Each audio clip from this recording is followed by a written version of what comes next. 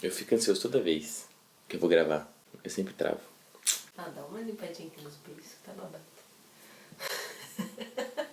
É por isso que eu trago ela. Hoje o assunto é dinheiro importa pra criança. Mas antes de você fazer qualquer comentário aqui me ofendendo, me agredindo, eu quero que você fique até o final desse vídeo, porque vai fazer sentido. Eu juro que vai fazer sentido essa frase, que o dinheiro importa pra criança. Existe uma vasta literatura falando da influência que o ambiente traz pro desenvolvimento infantil. E uma das coisas que esses pesquisadores estudam é o status socioeconômico. O que é isso? É o quanto que a família ganha. Em que nível econômico ela está. E aí eles vão dividir mais ou menos em nível econômico baixo, médio e alto. E essa relação entre status socioeconômico e desenvolvimento infantil tem vários estudos mostrando que tem uma correlação muito importante. Para te dar um exemplo, eu trouxe um estudo, dentre vários outros na literatura, que mostrou a relação entre status socioeconômico e o desenvolvimento do cérebro. Eles pegaram 110 crianças que variam entre crianças negras, não hispânicas, hispânicas e um grupo muito heterogêneo de crianças, só que elas tinham um padrão, não poderia ser qualquer tipo de criança. Eles não pegaram crianças com histórico de problemas na gestação, com histórico de doenças neuropsiquiátricas na própria família, porque isso alteraria os resultados.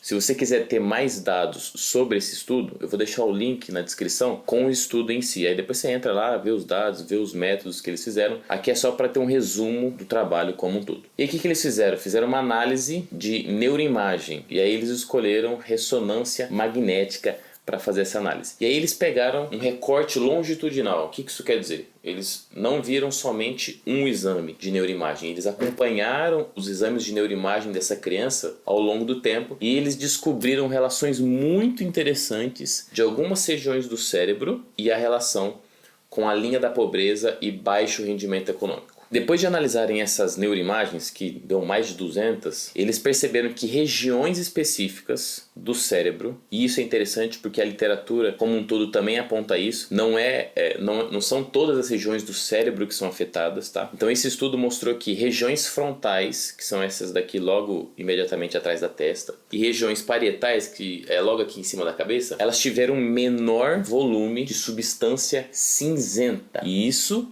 significa o quê? Talvez você não saiba o que é substância cinzenta. E aí eu vou explicar rapidamente, que são regiões do cérebro que, se você olhar, vou até pedir para o Rafa colocar uma imagem de um cérebro aqui cortado. Se você reparar, vai ter região cinzenta, geralmente a casquinha do cérebro, e dentro vai ser branca. Então a gente denomina substância cinzenta e substância branca. Essas crianças tiveram na região frontal e parietal menos densidade de substância cinzenta, que é onde encontra o corpo celular. A Camila tá aqui, ela sabe. A aula de biologia que a gente teve com o Florindão. Saudoso Florindo. Saudades. Saudoso Florindo. E aí nessa região cinzenta existe o corpo celular. É ali que acontecem os processos cognitivos. Tá? E aí a gente já consegue perceber que, por conta de ter menos densidade dessa região, eu posso ter comprometimento de algumas funções. Talvez você não tenha visto isso na sua graduação ou na sua pós. Então eu vou te fazer um convite. Se você é um terapeuta ou um educador que de qualquer forma trabalha com criança ou adolescente, eu vou deixar o primeiro link da descrição da nossa comunidade do cérebro ao comportamento. Ali, se você se interessa por esse tipo de conteúdo ou relacionado a comportamento e desenvolvimento infantil, além da neurociência, é claro, eu vou te fazer um convite para entrar, conhecer um pouco do trabalho da comunidade, porque ali são profissionais que estão interessados em saber como usar a neurociência, conceitos de análise do comportamento e conceitos de desenvolvimento infantil para atuar na sua prática, para colocar na sua prática, tanto em sala de aula, como em gerenciamento de escola ou na terapia, sendo você um psicólogo, um psicopedagogo, um fono, enfim. Então fica o convite para você. Primeiro link da descrição. Nossa, mandei um agora. Eu sou quase um... Pega a balinha. Pega a balinha. Agora baixa a balinha. Jogar fora. Essa é uma brincadeira que a gente tem. Pega a balinha e baixa a balinha. Além de perceber que no cérebro dessas crianças existiu um volume menor de substância cinzenta, eles perceberam também que esse volume nessas regiões acompanhou o desenvolvimento da criança depois dos exames, ou seja, ao longo da trajetória daquele indivíduo. Isso a gente já começa a perceber o seguinte, que eventos na infância vão afetar a trajetória e a história desse indivíduo. Mas talvez não fique claro a relação dessas regiões e essa baixa densidade de substância cinzenta com o comportamento. Então eles investigaram isso e eles começaram a perceber e chegaram a alguns resultados muito interessantes uma correlação positiva entre essas regiões com baixa densidade de substância cinzenta e problemas de comportamento, que vão desde a agressividade à hiperatividade. E aí surgem algumas coisas que as pessoas podem perguntar e se questionar. Isso quer dizer que toda criança... Essa é uma pergunta interessante, amor. Isso quer dizer que toda criança ou que toda família que tenha crianças e se encontram na linha da pobreza ou com baixo rendimento econômico, eles têm problemas de comportamento? Será que isso é uma regra? O que você acha? Não necessariamente. Não necessariamente. É importante que a gente se aprofunde nesse tema, porque é o seguinte, é meio claro que famílias que se encontram num baixo rendimento econômico ou na linha da pobreza, elas não têm acesso à educação, não têm acesso à saúde, saneamento básico, comida de qualidade. Elas geralmente estão em bairros perigosos e isso acaba fazendo com que o ambiente em que essa criança se desenvolve seja estressor por si só.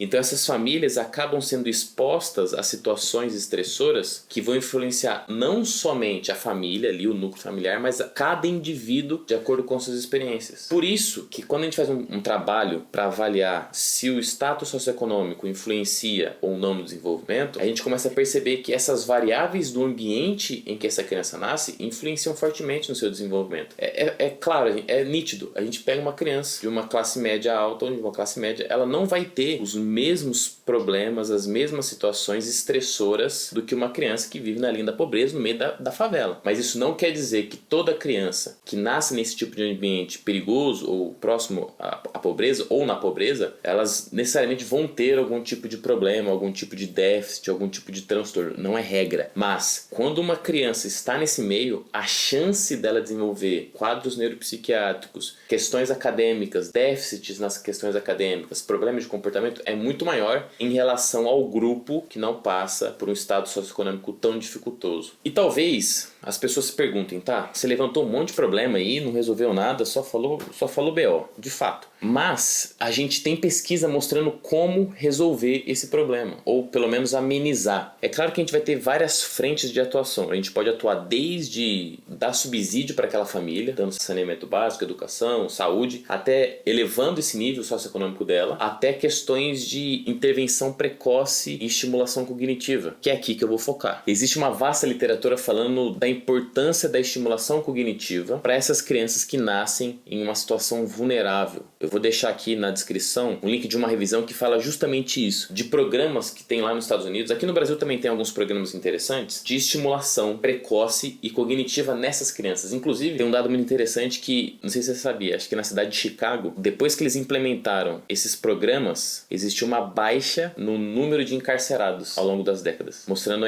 a importância desses tipos de programa de intervenção cognitiva em famílias de situação vulnerável. Diminuiu o encarceramento. A gente sempre fala, né? Em vez de investir em cadeia... Em vez de investir em cadeia, a gente podia investir em educação. Pois é. Fica aí uma dica pros políticos. Dê uma olhada nesse artigo aqui que eu coloquei.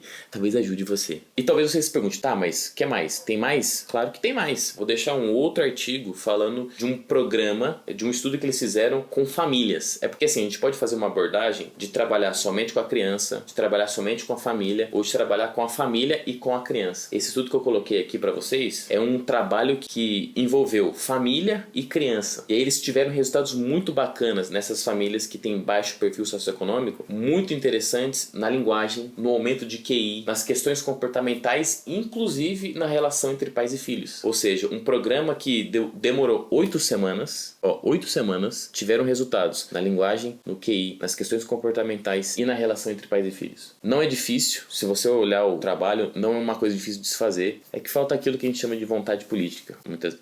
Eu sei que é um assunto complexo e envolve várias... Eu sei que é um assunto complexo, eu sempre travo nessa palavra, complexo. Complexo. Eu sei que é um assunto complexo e que envolve inúmeras variáveis.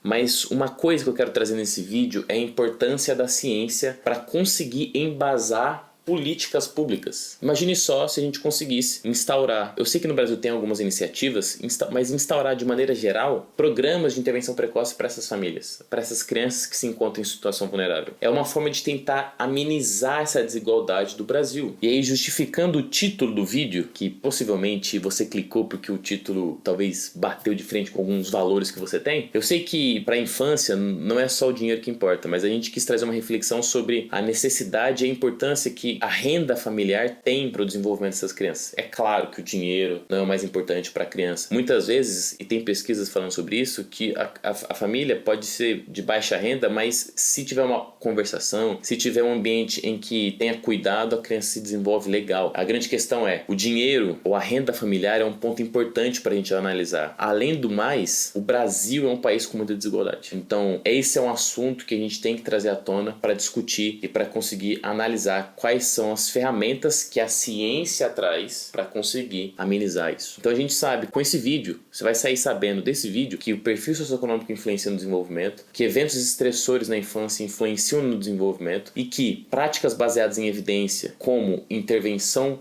precoce e cognitiva em crianças desse tipo, né, que estão na linha da pobreza, também ajudam e amenizam os efeitos desses ambientes estressores. Então isso é uma ferramenta que a ciência dá pra gente como forma de intervir num país em condições tão desiguais que a gente vive hoje em dia. Frederico! Pra presidente. Pra presidente 2000, não, quero não. Deus me livre. Vou tomar uma facada, vai que eu tomo uma facada. Olha, polêmico. Mas eu queria saber de você quais outras soluções a gente pode encontrar para tentar trabalhar com essa questão da desigualdade no Brasil e essa questão de crianças que vivem ou famílias que vivem na linha da pobreza ou com baixa renda. Deixe aqui nos comentários que eu vou ler um por um e a gente vai conversando e enriquecendo esse debate. Te espero no próximo vídeo. Que isso, hein? Ficou bom? Ficou bom? Eu sabia. Não, desculpa aí.